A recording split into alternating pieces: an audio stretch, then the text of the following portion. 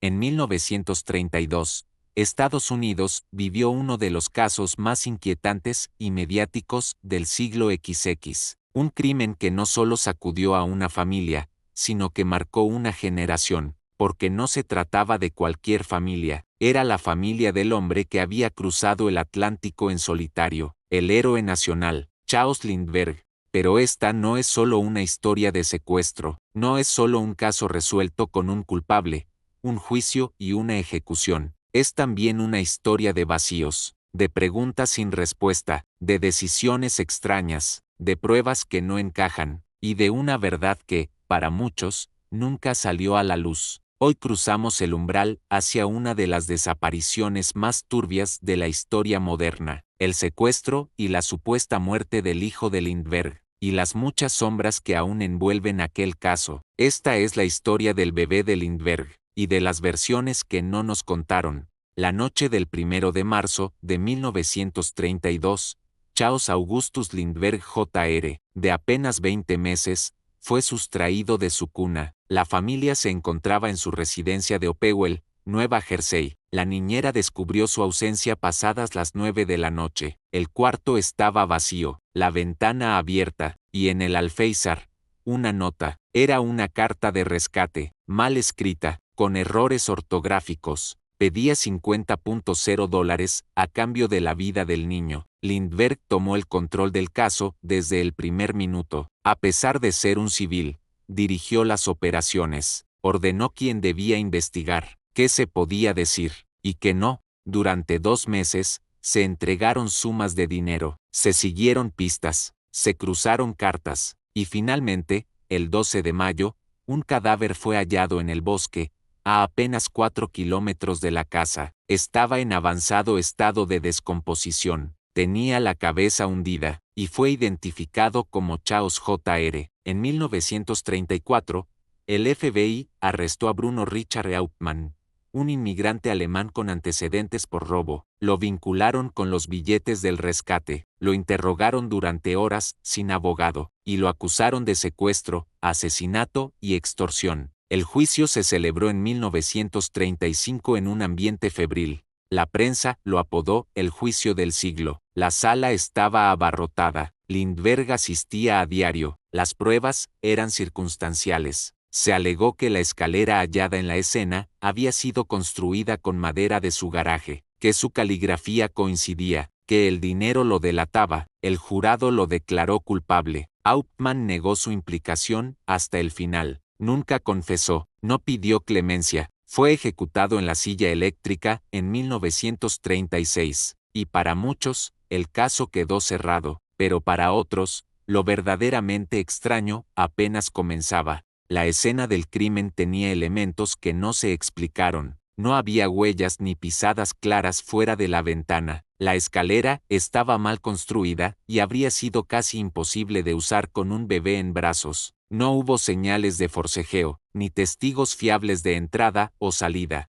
El cadáver hallado tenía el cráneo fracturado, pero no había sangre en la cuna. Además, estaba parcialmente enterrado y descompuesto, lo que no cuadraba con el clima de aquellos días. Algunos forenses cuestionaron si era realmente el cuerpo del bebé. Otros señalaron que no se permitió una autopsia pública ni exámenes independientes. La familia Lindbergh decidió cremar los restos rápidamente. No hay fotografías oficiales del cuerpo, no se permitió presencia de la prensa, y el propio Charles Lindbergh ordenó que el ataúd fuera sellado antes de que llegara la familia extendida. Muchas decisiones parecen más propias de un encubrimiento que de un duelo. Bruno Hauptmann tenía antecedentes menores, había robado en Alemania antes de emigrar, trabajaba como carpintero en Nueva York. No tenía conexiones con bandas criminales, no tenía motivos personales contra Lindbergh, y no tenía los recursos para ejecutar un secuestro de alta complejidad.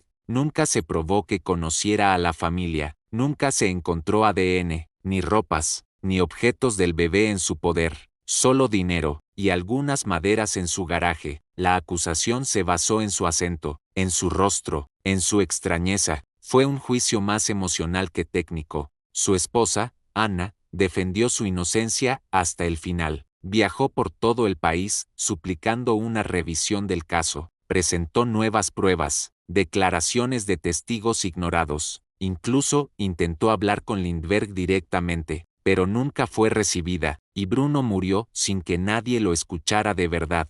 Charles Lindbergh no era una figura común, era el hombre que había cruzado el Atlántico en solitario, un ícono viviente, un héroe con influencia política, militar y mediática. Su palabra tenía peso, su imagen no podía mancharse, y el país entero lo veneraba como símbolo de progreso y orgullo nacional. Desde el primer momento tomó el control del caso, se negó a permitir que la policía local actuara sola, vetó a periodistas, supervisó el rescate, filtró declaraciones, y finalmente decidió cómo debía tratarse el cuerpo del bebé. No era solo un padre en duelo, era una figura de poder que tomaba decisiones en cada paso. Muchos periodistas de la época sintieron que había zonas prohibidas, que no todo podía publicarse, que ciertos nombres no debían mencionarse. Lindbergh no era un testigo, era un director, y esa presencia dominante levantó sospechas entre quienes veían cómo se cerraban puertas antes de que alguien preguntara. Una de las teorías más polémicas sostiene que el bebé que murió no era Charles Jr. Se dice que el niño tenía una enfermedad congénita, que presentaba retraso en el desarrollo, y que su condición amenazaba la imagen perfecta del héroe americano y su familia ideal. Algunos testimonios de personal de servicio mencionaban que el bebé no caminaba como debía, que lloraba constantemente, que requería atención médica que no se publicaba, y que eso generaba preocupación en la pareja. Charles, muy enfocado en la eugenesia y la perfección física, parecía obsesionado con la salud del niño. La teoría afirma que el niño murió por causas naturales o accidente, y que todo el secuestro fue un montaje para encubrir el hecho. Se habría buscado un chivo expiatorio, se habría fabricado una historia, y se habría presentado un cuerpo irreconocible, sin permitir análisis forense ni presencia neutral, una mentira trágica contada por el bien de la nación. Otra vertiente apunta directamente a alguien dentro de la familia o el entorno cercano. Algunos investigadores creen que la niñera, la madre o incluso Charles Lindbergh estuvieron implicados, directa o indirectamente. Se basan en comportamientos erráticos, testimonios contradictorios y vacíos de tiempo en la noche del secuestro. Charles Lindbergh había hecho bromas de mal gusto en ocasiones anteriores, escondiendo al niño como broma familiar. Aquella noche no estaba previsto que durmieran en Hopewell, pero Lindbergh cambió los planes de último minuto, y fue él quien encontró la carta de rescate, antes que nadie más. También fue él quien prohibió a la policía revisar algunas zonas, quien impidió interrogatorios extensos al personal, y quien coordinó con personajes dudosos en la negociación del rescate. Todo eso despierta dudas, porque no era solo control, era obstrucción, y en algunos puntos, manipulación evidente del proceso. El dinero del rescate fue marcado con números de serie, eso permitió rastrear algunos billetes. Durante meses fueron apareciendo en Nueva York, en gasolineras, en pequeños comercios, y en manos de personas sin relación aparente con Hauptmann. Sin embargo, esas pistas fueron ignoradas o descartadas. Cuando por fin se encontró una suma importante en el garaje de Hauptmann, las condiciones eran sospechosas. La policía no grabó el hallazgo, no hubo testigos independientes, y la forma en que estaba almacenado no coincidía con las prácticas del propio Hauptmann, según testigos. Además, algunos billetes habían sido vistos circulando cuando él ya estaba detenido. Nadie explicó cómo. Algunos creen que el dinero fue plantado, que fue una maniobra para cerrar el caso, para contentar a la prensa, y para mostrar resultados ante la presión pública, porque si no había un culpable,